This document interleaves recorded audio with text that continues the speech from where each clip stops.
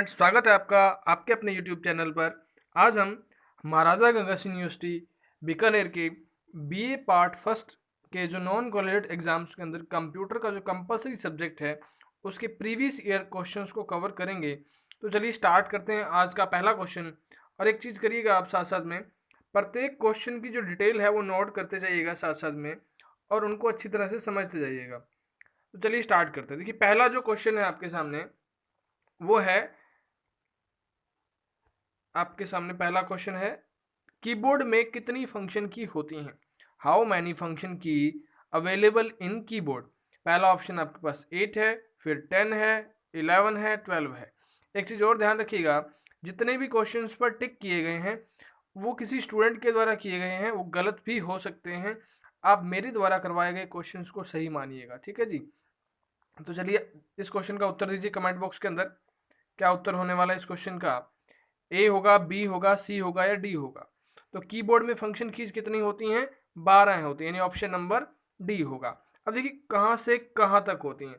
F1 से लेकर F12 तक कितनी कीज होगी? टोटल 12 कीज होगी। तो कितनी होगी? 12। कहाँ से लेकर कहाँ तक? F1 से लेकर F12 तक। उसके बाद देखिए, जो ये F1 की है वो आपके हेल्प लेने के काम आती है। साथ साथ नोट करते चलिएगा, F1 की का काम क्या है? हेल्प लेना होता है। उसी की तरह जो इंपॉर्टेंट है फुल फॉर्म्स, तो शॉर्टकट की मैं वो आपको बता देता हूँ। F2 का यूज होता है फाइल या फोल्डर का क्या करना? नाम बदलना, यानी उसे क्या बोलते हैं? रीनेम करना कहते हैं। क्या कहते हैं उसे? रीनेम करना कहते हैं। किसको? फाइल या फोल्डर का नाम बदलना क्या कहलाता है? रीनेम कहलाता है। क्या करना हो? यदि फाइल या फोल्डर का नाम बदलना हो तो क्या यूज करेंगे आप? F2 का प्रयोग करेंगे। उसी की तरह एक शॉर्टकट होती है F12। क्या होती है? F12 इसका काम होता है सेव एज करने का। क्या काम होता है? सेव एज करने का। तो ये था आपका F1 से लेकर F12। नेक्स्ट क्वेश्चन देखिएगा, what is the mean of GUI? GUI का मतलब क्या है? पहला ऑप्शन आपके पास ग्राफिकल यूजर इनपुट है, नेक्स्ट है जनरल अनयूज्ड इनपुट, नेक्स्ट है ग्राफिकल यूजर इंटरफेस, नेक्स्ट है जनरल यूजर इंटरफेस। उत्तर दीजिए इस क्वेश्चन का आंसर क्या होगा? ए होगा, बी होगा, सी होगा या डी होगा? जल्दी से कमेंट करते रहिएगा स्टूडेंट्स, ताकि आपको अपनी तैयारी का पता चल सके कि आपको कितने क्वेश्चंस आते हैं। तो इस क्वेश्चन का जो उत्तर होगा वो होगा option number C, graphical user interface. Option number C. तो अब देखिए ये क्या होता है, आजकल आप जैसे मोबाइल्स को यूज करते हो, जैसे मैं भी अभी आपके सामने जो डिवाइस यूज कर रहा हूं उसमें भी क्या है? GUI सिस्टम है। GUI का मतलब होता है जिसके अंदर आपको एक तो पिक्चर भी दिखाई दे, ग्राफिक्स भी दिखाई दे, और आप उन पे वर्किंग भी कर सकें। जैसे आजकल मोबाइल्स पे आप डायरेक्टली वर्किंग कर लेते हो, ग्राफिक्स पे फोटो पे क्लिक करके उसमें चेंजेस कर लेते हो। वो सब क्या है? ग्राफिक्स हैं। लेकिन पहले एक ऐसा सिस्टम हुआ करता था जिसमें उसको बोला करते थे CUI, जिसमें सिर्फ जो टेक्स्ट लिखा होता है, जो लेटर लिखे हुए होते थे, उन पर काम होता था। इसके अलावा कोई भी पिक्चर, कोई भी ग्राफिक्स दिखाई नहीं देता था। तो उसको तो बोलते थे CUI। पेपर में फुल फॉर्म आता है इसका भी। तो CUI का जो फुल फॉर्म होता है, किसका फुल फॉर्म? CUI का वो क्या होता है? Character user interface. Character user interface. तो CUI का फुल फॉर्म क्या हो गया? Character user interface. एक होता है इसी से संबंधित, CUI को CLI भी कहते हैं, कमांड लाइन इंटरफेस। क्या कहते हैं? Command line interface. Command line interface. तो लिख लीजिएगा, मैं बोल रहा हूं आपके साथ साथ। तो CLI का फुल फॉर्म क्या हो गया? Command line interface. अब देखिएगा CUI बेस्ड कौन कौन से ऑपरेटिंग सिस्टम होते हैं। ऑपरेटिंग सिस्टम क्या होता है? जो कंप्यूटर को चलाने के काम आता है। तो CUI में एक तो आपका डोज आ जाएगा, MS डोज, और उसी के साथ एक यूनिक्स आ जाएगा। पेपर वाला पूछते हैं इनमें से बताइए कौन सा CUI पर आधारित है।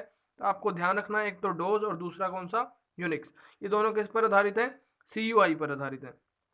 अगर पूछ ले GUI पर आधारित कौन से हैं, किस पर आधारित, GUI पे, तो विंडोज जो आपका ऑपरेटिंग सिस्टम आप यूज करते हो, विंडो कहते हैं ना, उड़ गई, तो विंडो क्या है, एक GUI बेस्ड ऑपरेटिंग सिस्टम है। उसी के साथ लाइनेक्स भी क्या है, एक GUI बेस्ड ऑपरेटिंग सिस्टम है। इसी के साथ और भी होते हैं, तो आपको इतना ध्यान रखना है इस क्वेश्चन से संबंधित। चलिए अगला क्वेश्चन देखते हैं। नेक्स्ट क्वेश्चन है, in the following not input device, इनमें से कौन सा इनपुट या आउटपुट उपकरण नहीं है। देखिए स्पीकर जो है आपके पास, वो क्या है, एक आउटपुट डिवाइस है। स्पीकर क्या है, एक आउटपुट डिवाइस है। देखिए आपको यहाँ ये बताना है कि कौन सी एक डिवाइस है जो इनपुट भी नहीं है और आउटपुट भी नहीं है। तो देखिए यहाँ स्पीकर जो है ये भी क्या है, एक आउटपुट डिवाइस है, जो आपको क्या देता है, साउंड सुनने को आपको मिलता है। प्लोटर, प्लोटर जो होता है, बड़े बड़े जो आप फ्लैक्स वगैरह निकलवाते हो, मैप निकलवाते हो, वो सब किससे निकल कर आते हैं, इसी से तो निकल कर आते हैं, फ्लैक्स जो आप पोस्टर देखते हो बड़े बड़े। उसी के साथ देखिए मॉनिटर, मॉनिटर जो है वो आपको स्क्रीन पे दिखाने के काम आता है, जैसे आप LCD वगैरह देखते हो, वो सब क्या काम आते हैं, आपको आउटपुट देने के काम आते हैं। यानी कि मॉनिटर भी क्या है, आउटपुट, प्लॉटर भी क्या है, आउटपुट, स्पीकर भी क्या है, आउटपुट, यानी ये तीनों क्या है, आउटपुट। अब ALU क्या है, ना तो ये इनपुट है और ना ही ये आउटपुट है, तो इस क्वेश्चन का जो उत्तर होगा वो होगा D, ALU। अब देखिए यहाँ आपसे आपको फुल फॉर्म पूछी जा सकती है ALU की, तो वो क्या होती है, अरिथमेटिकल एंड लॉजिकल यूनिट।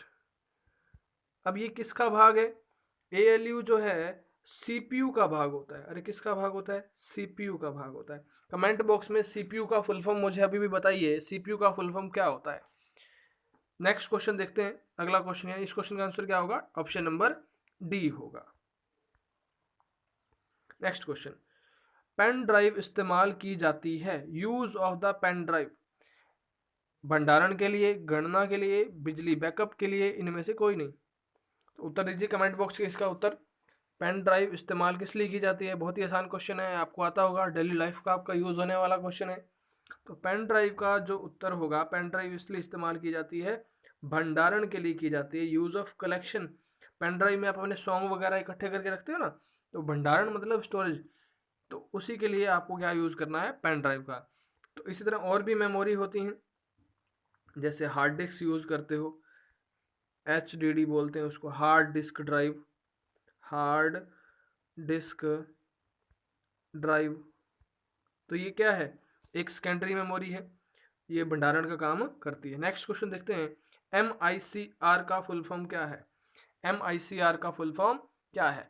अब देखिए यहाँ पे आपको ऑप्शन को ध्यान से पढ़ना होता है, क्वेश्चन को बिल्कुल ध्यान से एक एक करके ऑप्शंस को देखिएगा।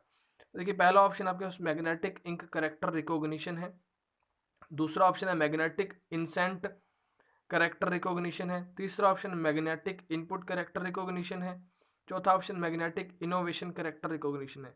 तो उत्तर दीजिए इस क्वेश्चन का आंसर क्या होगा, A होगा, B होगा, C होगा या D होगा। जल्दी से उत्तर दें स्टूडेंट्स, फटाफट से उत्तर दें। तो इस क्वेश्चन का जो आंसर होगा वो होगा ऑप्शन नंबर 1, A, यानी कि मैग्नेटिक इंक करेक्टर रिकॉग्निशन। तो इसी के साथ इसका याद रखिएगा, जो आप बैंक में क्या लगा के आते हैं, चेक लगा के आते हैं। अरे क्या लगा के आते हैं, चेक। इस चेक की जो जांच है, क्या करना हो स्टूडेंट्स, चेक की जांच करना हो, बैंक इसी चेक के जांच करने के लिए किसका डिवाइस का यूज करते हैं, MICR का ही यूज करते हैं। यानी किस लिए यूज होगा, बैंक के अंदर यूज होगा, किस लिए यूज होगा, चेक की जांच करने के लिए यूज होगा। कौन, MICR। और ध्यान रखिएगा ये किस प्रकार की डिवाइस है, ये एक प्रकार की इनपुट डिवाइस है। कौन, MICR। चलिए अगला क्वेश्चन देखते हैं। इसी की तरह आपको और भी पूछा जा सकता है, जैसे एक होता है OMR। यदि आपने हमारी पिछली क्लासेस क्वेश्चंस वाली नहीं देखी हैं तो आप उन्हें देख लीजिएगा, उसमें हमें सारे क्वेश्चंस कुछ और भी करा रखे हैं एक्स्ट्रा, और फुल फॉर्म्स भी कवर करा रखी हैं। प्लेलिस्ट में जाइएगा, वहाँ आपको अलग अलग क्वेश्चन आंसर वाली भी और फुल फॉर्म वाली भी सीरीज मिलेंगी। तो OMR का फुल फॉर्म आप कमेंट बॉक्स में कमेंट करिएगा, हमने आपको पहले क्वेश्चंस में करवा रखा है। तो चलिए अगला क्वेश्चन देखते हैं। Bar code reader is, bar code reader dash है, एक इनपुट डिवाइस है, आउटपुट डिवाइस है, प्रोसेसिंग उपकरण है, स्टोरेज उपकरण है। तो उत्तर दीजिए स्टूडेंट्स, इसका उत्तर क्या होने वाला है? ए होगा, बी होगा, सी होगा या डी होगा? क्या होने वाला है इसका उत्तर? तो इस क्वेश्चन का जो उत्तर होगा वो होगा आपका ऑप्शन नंबर ए, यानी कि बार कोड रीडर। अब आप लोगों को ध्यान ये रखना होगा कि जो बार कोड रीडर है, कई बार आपको शॉर्ट नेम दे देगा इसका, ये बताइए बीसीआर का फुल फॉर्म क्या है? तो आपको यही बताना है, क्या? बार कोड रीडर, इसका फुल फॉर्म है ये बीसीआर का।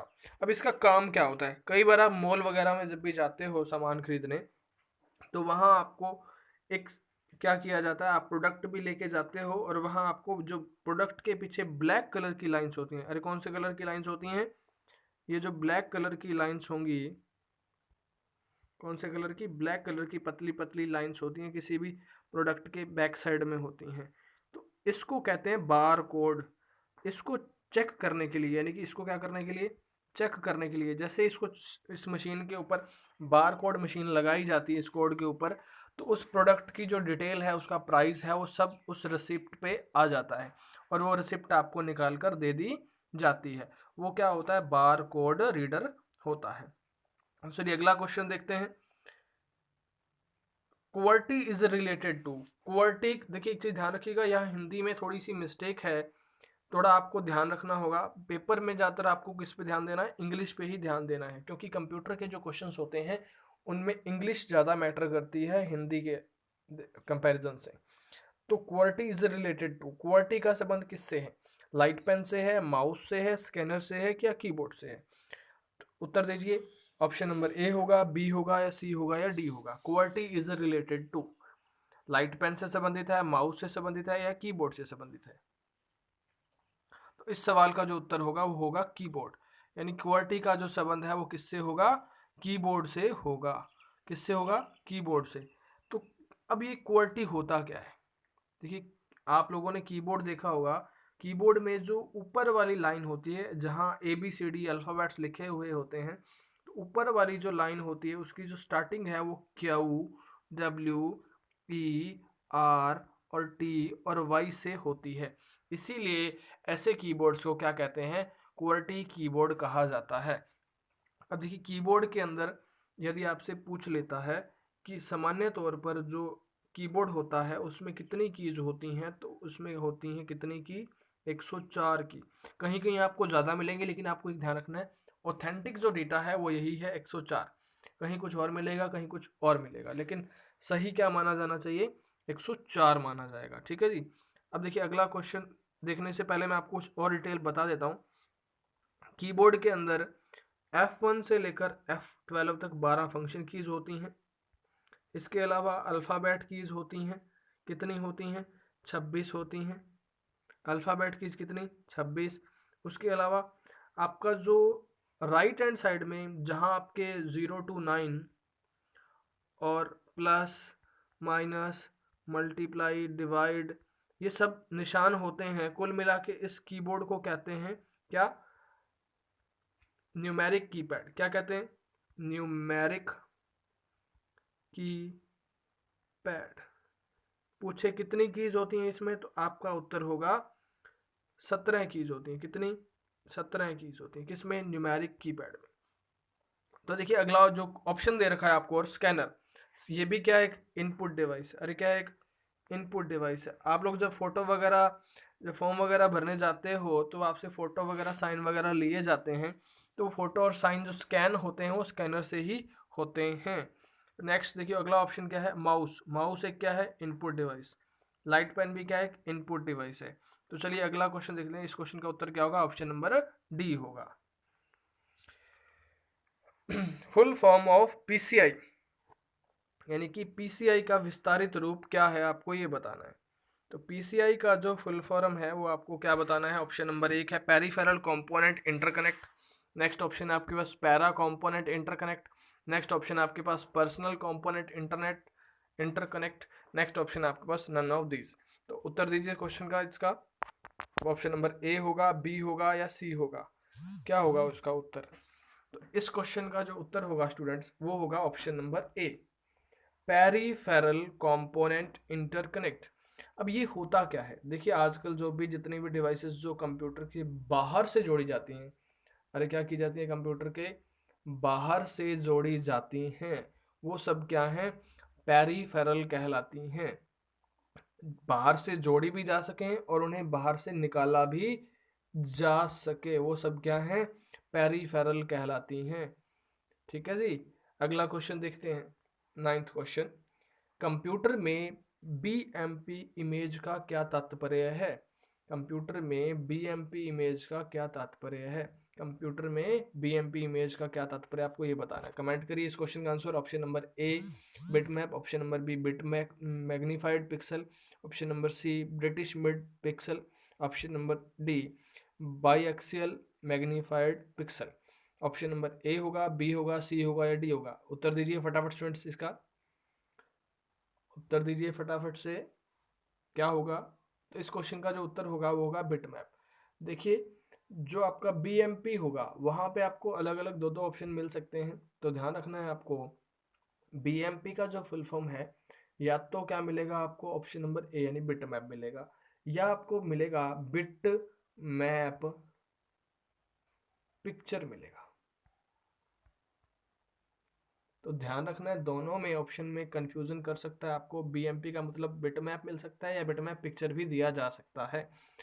अब ये होता क्या है, देखो आजकल आप लोग देखते हो ना, जैसे जेपीजी पिक्चर होती है, जेपीजी पिक्चर आजकल ज़्यादा मोबाइलों में यूज़ करते हो आप लोग, तो जेपीजी तो नाम सुना ही होगा आप लोगों ने। तो जेपीजी जो पिक्चर होती है वो पिक्चर का क्या होता है, एक टाइप होता है कि इस प्रकार की अच्छी क्वालिटी की क्या है ये पिक्चर है, यानी पिक्चर का क्या है टाइप है, यानी कि उसकी क्या है जात है पिक्चर की। तो उसी तरह बीएमपी भी क्या है, पिक्चर का एक टाइप होता है। तो इसका फुल फॉर्म क्या होगा, बिट मैप या बिट मैप पिक्चर होगा। नेक्स्ट क्वेश्चन है, यूआरएल का विस्तारित रूप है। यूआरएल का आपको फुल फॉर्म बताना है, क्या होगा यूआरएल का फुल फॉर्म। देखिए यूआरएल का फुल फॉर्म आपको ऑप्शन में दे रखा है, क्या क्या दे रखे हैं आपको option, uninterrupted resources location, next दे रखा है यूनिफॉर्म रिसोर्स लोकेशन, नेक्स्ट दे रखा है यूनिफाइड रिसोर्स लोकेटर, और डी ऑप्शन दे रखा है यूनिफॉर्म रिसोर्स लोकेटर। तो उत्तर दीजिए, इस क्वेश्चन का उत्तर क्या होगा, ऑप्शन नंबर ए होगा, बी होगा या सी होगा या डी होगा। जल्दी से उत्तर देते रहिए स्टूडेंट्स, ए होगा, बी होगा या सी होगा। तो देखिए इस क्वेश्चन का जो उत्तर होगा वो होगा option number D, uniform resource locator. क्या होगा, uniform resource locator, option number D होगा। अब ये होता क्या है, देखिए जैसे आप इंटरनेट वगैरह यूज करते हैं, तो सबसे जो ऊपर ऊपर जो टाइटल जो आपका एड्रेस बार होता है, कौन सी बार होती है, एड्रेस बार। देखिए आप लोगों ने ये चीज देखी हुई होगी, HTTP इस तरह लिखा रहता है, www.google.com, ऐसे इस तरह से जो भी लिखा रहता है, ये कहाँ लिखा रहता है, इसको तो कहा जाता है URL, ये जो पूरा पता है इसको URL कहा जाता है।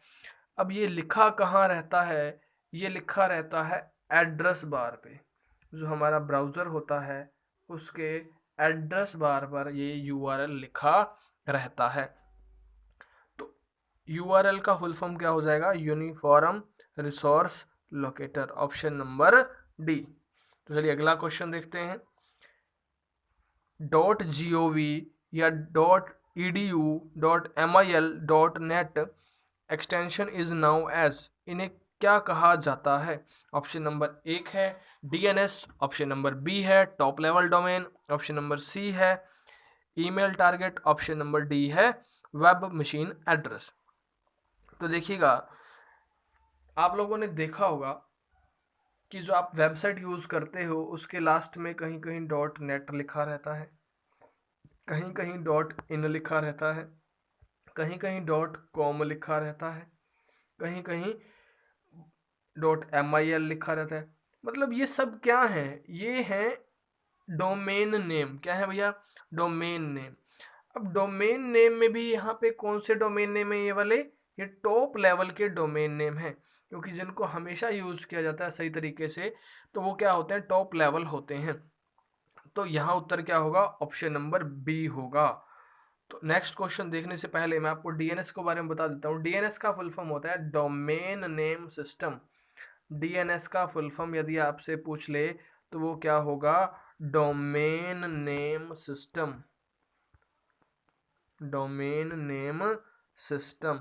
अब ये काम क्या आता है, ये जो आपका डोमेन नेम होता है .mil .gov .edu, इन सबको आईपी में कन्वर्ट करने का काम करता है।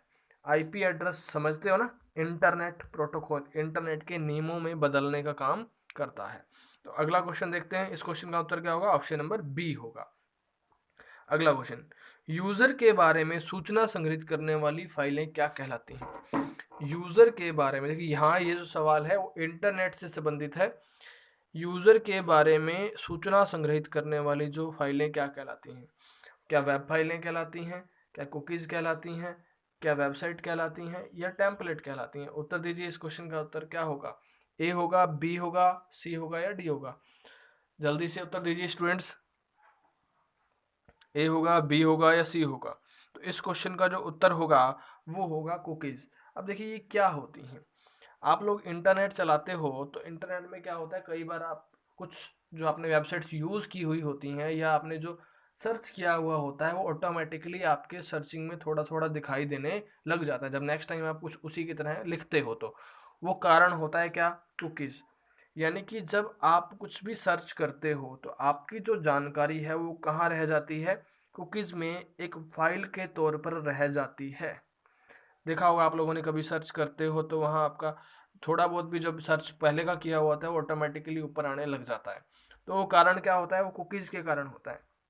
कुकीज़ क्या है, यूज़र के बारे में सूचना संग्रहित करने वाली फाइलें हैं। यानी जो भी आप सूचना को सर्च करोगे वो आपकी जो जानकारी है उसको फाइलों के रूप में रख लेगी। कौन रखती है, वो कुकीज़ रखती है, ना कि वो कौन रखेगी, यह वेब फाइल रखेगी। वेबसाइट क्या होती है, जो भी अभी भी मैंने आपको बताई थी, अलग अलग जितनी भी वेबसाइट्स होती हैं।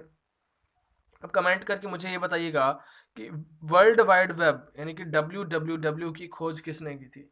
www की खोज किसने की थी, कमेंट बॉक्स में उत्तर दीजिएगा।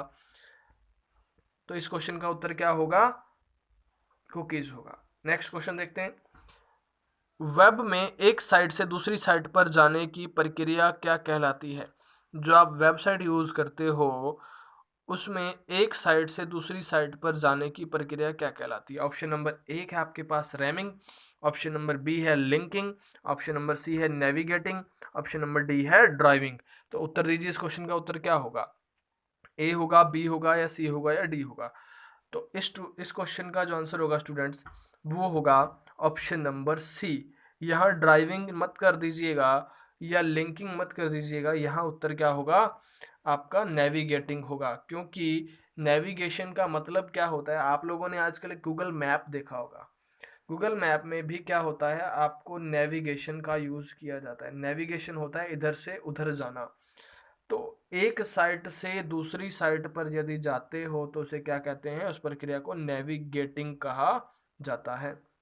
नेक्स्ट देखते हैं अगला उत्तर question, select the correct option for email address. Email address को ध्यान में रखते हुए सही ऑप्शन है, इनमें हमेशा सिंबल का यूज़ किया जाता है, इनमें खाली स्थान का नहीं हो सकता प्रयोग, और ए व बी या इनमें से कोई नहीं। तो इस क्वेश्चन का उत्तर दीजिए। 14 क्वेश्चन आपका ए होगा, बी होगा या सी होगा या डी होगा। जल्दी से क्वेश्चन का उत्तर दीजिए स्टूडेंट्स। तो इस क्वेश्चन का जो उत्तर होगा वो होगा ऑप्शन नंबर सी। अब ईमेल एड्रेस को आप कैसे लिखते हो, तो देखिए आप लोगों ने देखा होगा जैसे राम